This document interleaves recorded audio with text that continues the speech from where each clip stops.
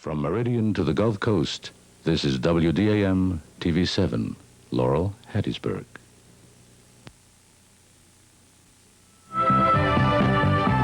Good evening. In the news tonight, California's Proposition 13 has prompted a similar tax revolt, this one in Forest County.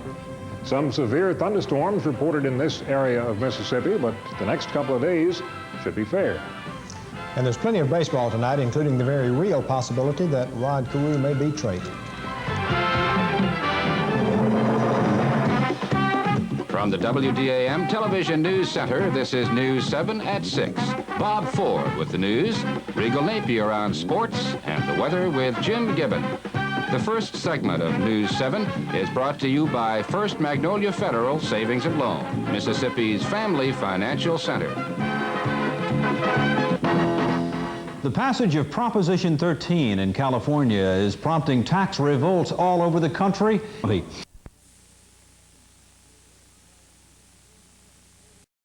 Jim Gibbon is standing by with the weather forecast. We'll return for that right after these messages.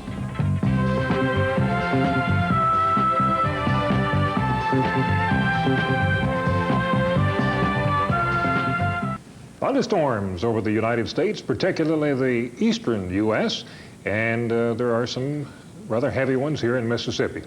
The day has been pretty good on the whole, though. We started out this morning with a low of 71, got up to 95 today. Right now it's 86 out there with 53% humidity, and the barometer 30.07 and steady.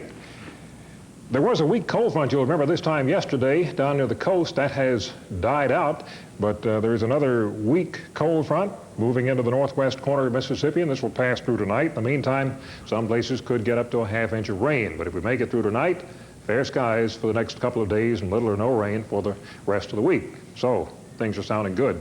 Still warm, humid, 91, 88, 86 down there in Miami. They had a tornado near Miami near noon today.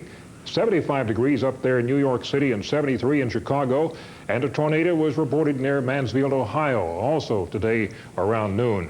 This straight line on the map represents some tornado and severe thunderstorm watches, an area from Tennessee up to western New York, and this is in effect until about 9 o'clock tonight.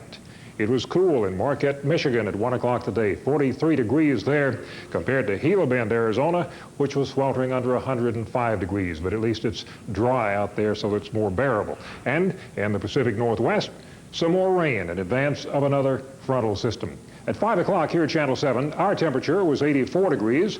Only 4 or 5 stations reporting in at this hour in the 80s and up to 92 in Jackson. We had partly cloudy skies, but if you get southeast of Hattiesburg, there was a heavy thunderstorm about 25 miles away at 5 o'clock. And down here, a marine warning in effect from Grand Isle over to Biloxi. This is in effect until about, I think 7:45 tonight. And the Weather Service was reporting what's called a gust line. Now, Regal said he's heard of a bust line, but a gust line is sort of a new one to us. At any rate, the satellite pictures indicate this gust line, very strong gusty winds expected with the passage of this gust line. We'll look and see what our radar is showing after this message.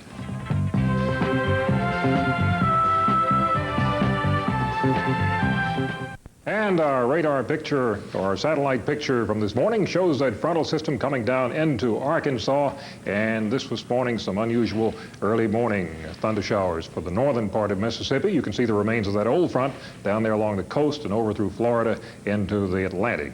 But that was from about 7 o'clock until noon this morning. Checking our radar, scanning 50 miles, you can see some activity down there to the southeast of Hattiesburg toward Purvis and toward Wiggins. And the radars in the last hour were showing a heavy thunderstorm 10 miles northwest of Bogalusa, moving southeast 15 miles an hour. Few showers over southeast Louisiana between Lafayette and Baton Rouge to near Grand Isle. And here in Mississippi, the heaviest thunderstorms approaching Rolling Fork and 25 miles southeast of Hattiesburg, moving southeast 20 miles an hour. And these thunderstorms, the heavier ones, could produce gusty winds, small hail, dangerous lightning, water accumulations in low-lying areas, so take it easy and keep informed on that. Our forecast for the Laurel Hattiesburg area, a chance of thunderstorms tonight, but becoming fair tomorrow through Wednesday. The winds becoming northerly, 6 to 12 miles per hour tonight and tomorrow as that front passes through here. Look for a low tonight of 68, high tomorrow 90, down to 62 tomorrow night, and Wednesday's high about 92, 30% chance of rain tonight. Then Thursday through Saturday, partly cloudy with little or no rain. Regal's next with the sports.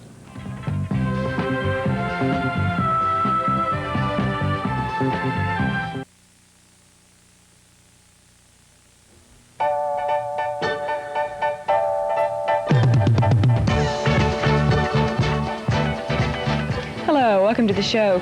Today we're going to be talking about the care cottage in Laurel, but first Jim Gibbon has some news for us. We'll talk about trading narcotics prescriptions for sex case and rape and robbery case in Coldwater. Well, Jim will be back with details right after these messages.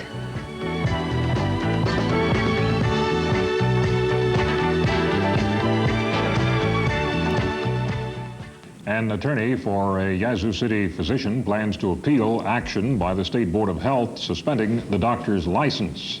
The case involves 62-year-old Dr. Willard A. Barnes, who now works for a Hattiesburg blood center. Attorney Don Evans of Jackson disclosed his plans after the board found Dr. Barnes guilty on charges of trading narcotics prescriptions for sex. The board mailed notice of suspension yesterday to Barnes. It will become effective 10 days after receipt. Evans said he will appeal to the full 13-member board, which meets in September. He'll try to delay putting the sentence into effect until the board considers the appeal. Board lawyer Sanford Horton said the suspension would be reduced to 1 year for good behavior. The board's 3-member committee, which heard the case, also prohibited Barnes from writing narcotics prescriptions for 5 years. Tate County authorities are searching for 5 men in the rape and robbery of a 61-year-old widow. The woman was working at a convenience store yesterday when the man walked in, pulled a gun, forced her to empty the contents of the cash register. The men abducted the woman, raped her in their car, led her out on I-55 into DeSoto County. They hit her over the head with a small handgun, left her unconscious in a grove of trees. The victim told officers the men talked as if they had robbed other stores.